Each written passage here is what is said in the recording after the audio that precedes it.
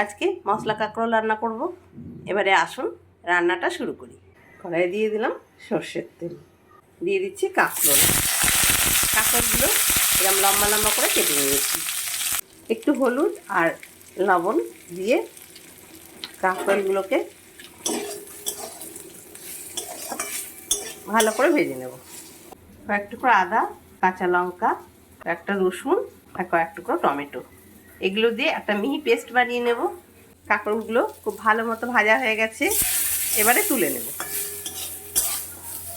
কাঁকরোল ভাজার ওই কড়াইয়ে দিয়ে দিলাম আরেকটু সর্ষের তেল, দিয়ে দেবো পেঁয়াজ।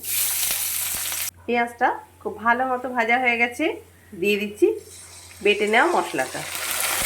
কাশ্মীরি লঙ্কার গুঁড়ো আর হলুদটা দিয়ে দেবো। লবণ আর চিনিটা আন্দাজ মতো দিয়ে দিলাম। মশলাটা খুব ভালো মতো কষানো হয়ে গেছে আর তেলও ছেড়ে গেছে। এবারে ভেজে রাখা কাঁকরোলগুলো দিয়ে মশলাটা দিয়ে খুব ভালো মতো কষিয়ে নেব। মশলার সঙ্গে কাঁকরোলটা খুব ভালো মতো কষিয়ে নিয়েছি। এবারে দিয়ে দেবো সামান্য একটু জল।